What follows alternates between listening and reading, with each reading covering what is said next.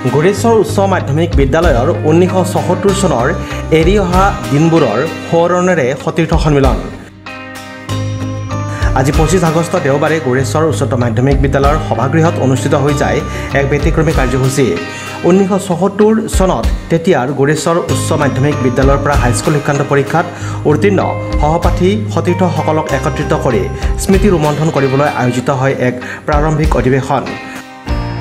অনুষ্ঠান উপলক্ষে আজি দিনৰ 10:15 বজাত প্ৰয়াত সতীৰ্থসকলৰ স্মৃতিত শ্ৰদ্ধাঞ্জলি জ্ঞাপন কৰা হয়। চিৰদিনৰ বাবে আঁতৰি যোৱা 24গৰাকী সহপাঠীৰ সোঁৱৰণত বন্তি প্ৰজ্বলন কৰি শ্ৰদ্ধাঞ্জলি জ্ঞাপন কৰে গুৰেশ্বৰ উচ্চতৰ মাধ্যমিক বিদ্যালয়ৰ অৱসৰী অধ্যক্ষ মহিধৰ বড়ৈ। অনুষ্ঠানৰ আঁত ধৰে গুৰেশ্বৰ উচ্চতৰ মাধ্যমিক বিদ্যালয়ৰ অৱসৰী শিক্ষক মহেন্দ্ৰ বড়ৈ। সতীৰ্থ সন্মিলনৰ সঞ্চালনা কৰে ধূপধৰাৰ বিকালী মহাবিদ্যালয়ৰ অৱসৰী মুৰব্বী অধ্যাপিকা অসমীয়া বিভাগৰ ডক্টৰ আল্পনা চৰকাৰে। অনুষ্ঠানৰ উদ্বোধন কৰে লোকশ্ৰী সোণবৰ বৰুৱাই। সন্মিলনত 50টা বছৰৰ পূৰ্বৰ স্মৃতি ৰোমন্থন কৰে সতীৰ্থসকলে। কোনোৱে যদি গীত পৰিৱেশন কৰে, আন কোনোৱে কবিতা আবৃত্তি আৰু আন কোনোৱে সেই সময়ৰ মিঠা অনুভূতি সোঁৱৰণ কৰি নষ্টালজিক হৈ পৰে।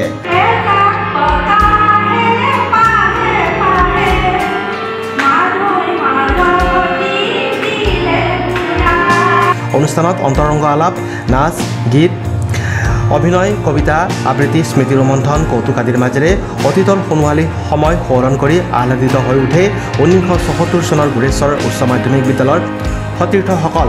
সভাত আগন্তুক পূৰ্ণাংগ তথা চূড়ান্ত অধিৱেশন আৰু স্মৃতিগ্ৰন্থ প্ৰণয়ন সম্পৰ্কে আলোচনা কৰা হয়।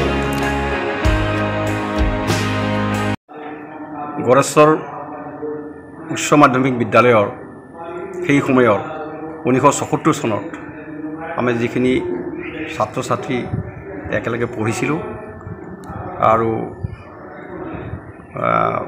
পৰীক্ষা দি পাছ কৰি গৈছোঁ, সেইসকল সতীৰ্থ বন্ধুসকল আজি আমি একত্ৰিত হৈছোঁ। বহু বছৰ আমাৰ এটা আশা আছিলে, সেই আশা আজি আমি পূৰ্ণ কৰিছোঁ। সতীৰ্থ সন্মিলন যদিও হয়, আজি কিন্তু এটা প্ৰাথমিক সতীৰ্থ সন্মিলন। ইয়াৰ পিছত আমি ইয়াতকৈ বিস্তৃতভাৱে এটা সন্মিলন পাতাৰ কাৰণে মনস্থ কৰিছোঁ। ইতিমধ্যে আমি আজি সিদ্ধান্ত ল'ম, তাৰিখ ল'ম। গতিকে আজি আটাইতকৈ আমাৰ অতি আনন্দৰ দিন। এনেকুৱা হয়তো খুব কমেই হয়। আমি অন্য বিদ্যালয়বিলাকত এনেকুৱা শুনিছিলোঁ। আজি আমি হয়তো গুৰেশ্বৰ উচ্চতৰ মাধ্যমিক বিদ্যালয়ৰ প্ৰথম বোধহয় এইটো পদক্ষেপ।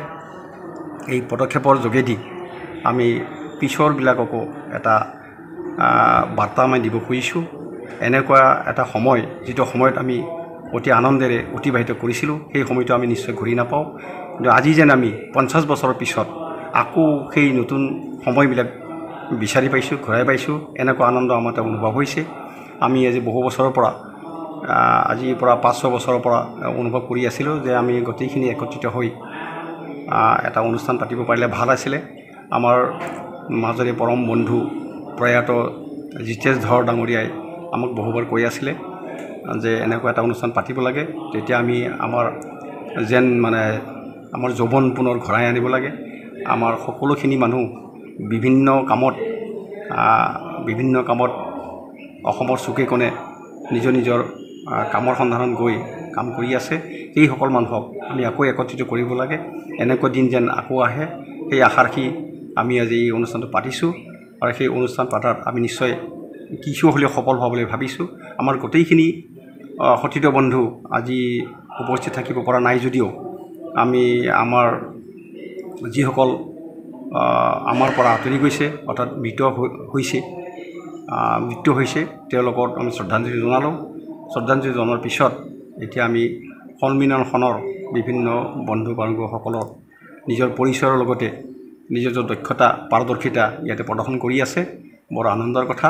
এনেকুৱা অনুষ্ঠানত আমি যেন আৰু কেতিয়াবা হেৰাই যোৱাৰ পিছতো আমাৰ কোনো ধৰণৰ আফচোচ নাথাকিব, এই আশা ৰাখি আজি অনুষ্ঠানটো এনে সামৰিলোঁ। Desk report, news express, Assam.